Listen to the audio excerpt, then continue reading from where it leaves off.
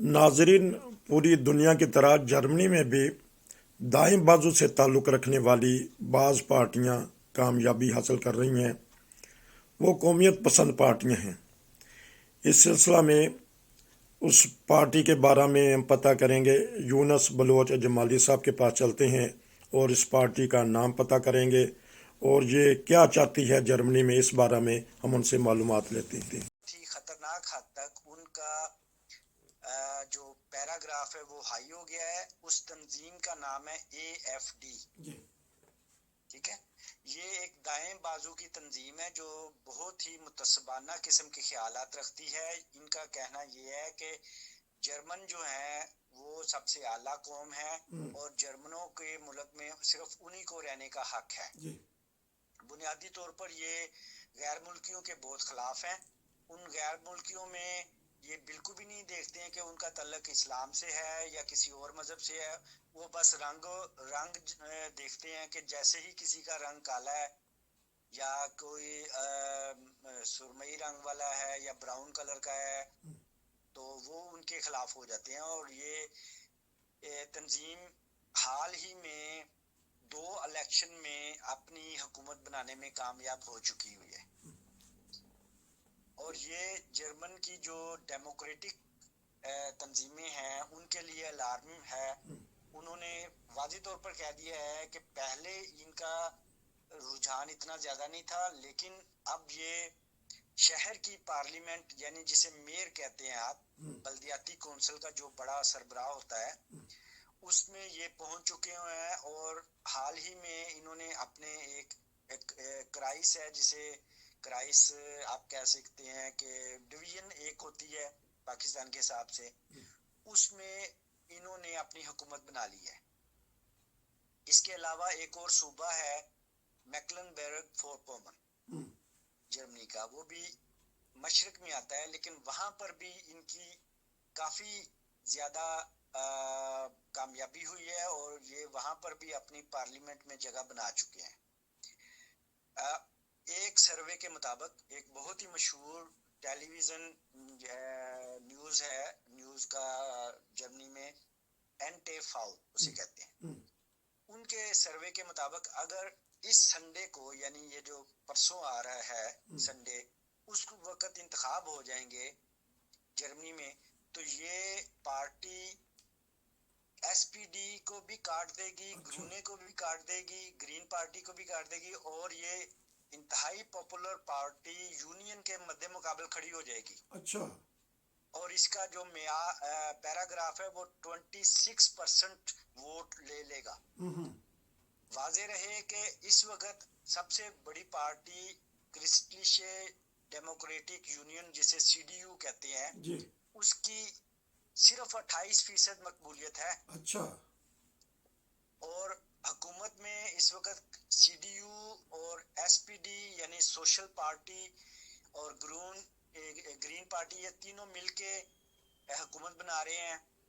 और नहीं, ये तीनों मिलके हुकूमत नहीं बना रहे। CDU अपोजिशन में है, एम्पल कोalition है, एम्पल कहते हैं जो आपका सड़क के ऊपर वो रेड लाइट क्रॉसिंग करने के लिए रेड, ग्रीन और ब्लू येलो होता है। FDP, SPD और ग्रीन पार्टी, इनकी इस वक्त मखलूत हुकूमत है। तो ये बहुत बड़ा खतरा जर्मनी में मंडला रहा है। असल में देखा जाए तो ये हिस्ट्री इसकी पहले भी ऐसी ही है कि जर्मन हुकूमत या जर्मन लोग जो हैं बहुत नपे तुले अंदाज से रहते हैं। वो अपने अंदर दूसरों को मिक्स करने की सलाहियत नहीं रखते। इंग्लिश का एक बहुत मशहूर मुकालमा है कि Indian hospitality is the heaven, अच्छा, and the German hospitality is the hell. ठीक, मतलब इसका ये है कि बरसगीर पाको हिंद की जो मेहमान नवाजी है जी, वो जन्नत के दर्जा के मुताबिक है, और जो जर्मन की मेहमान नवाजी है, जर्मनी की मेहमान नवाजी है, वो जहन्नुम के दर्जा के मुताबिक। तो हाल ही में जो इससे पहली हुकूमत थी एंजेला मेर्केल की, उन्होंने बड़ी कोशिश की अपने अंदर फॉरेनर्स को मदगम करने की, उनको इंटीग्रेट करने की। लेकिन क्या किया जाए कि जर्मन जो खून है, जो ओरिजिनल, वो कहते हैं जी हमारा खून सबसे आला है। अच्छा। उनके अंदर ये एक वो क्या कहते हैं, खबासत नमा किस्म का चीज भरी पड़ी है कि वो समझते हैं कि जी डोइचलैंड डोइचलैंड यानी जर्मन जर्मन सबसे आला जर्मन, ये इनका नारा है। ठीक है। लेकिन इसकी वजूहात क्या है, क्या या इनको एहसास कमतरी है कि जो गैर मुल्की हैं वो ऐसे ऐसे ओहदों पर आ गए हैं, तरक्की कर रहे हैं, उनकी औलादें तरक्की कर रही हैं, इनकी हसद की वजह क्या है जो ये पार्टी में अब ऐसे रुझानात हो रहे हैं? जी दरअसल ये इनके जो ना फेलियर है, इन्होंने यंग जनरेशन को टॉलरेंस यानी एक दूसरे के साथ मिलके रहने की आदत नहीं डाली, ना उनकी तरबियत की है। ठीक। ठीक है। आप किसी भी जर्मन अदारे में चले जाएं, कोई भी छोटे के काम के लिए, आप पिछले 30 साल से 40 साल से यहाँ पर रह रहे होंगे। अब क्या है कि आपके पास बेशक जर्मन नेशनलिटी है, जर्मन पासपोर्ट है, जी।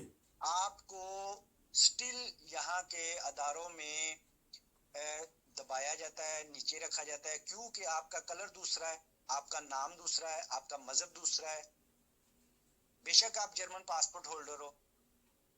ये चीज इनके अंदर से उस वक्त खत्म होएगी जब ये ओपन होंगे और इस्लाम की वो जो एक बड़ी प्यारी तालीम है, मियाना रवि और भाईचारा, ठीक। उसको जब ये अपनाएंगे।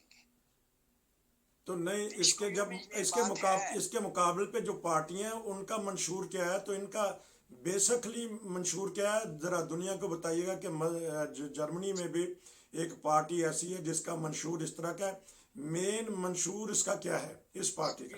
देखें जी, मेन मंशूर इनका ये है कि सबसे पहले जर्मनी, ठीक है। जो एक जमाने में आपके पाकिस्तान के एक साबका सदर थे, उन्होंने भी ये बड़ा नारा लगाया था, मुक्का लहरा के, सबसे पहले पाकिस्तान। ठीक।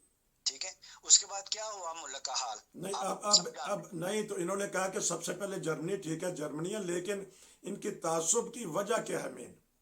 मैं बता रहा हूँ ना कि तासुब की वजह ये है, बुनियादी तौर पर वही वजह है जो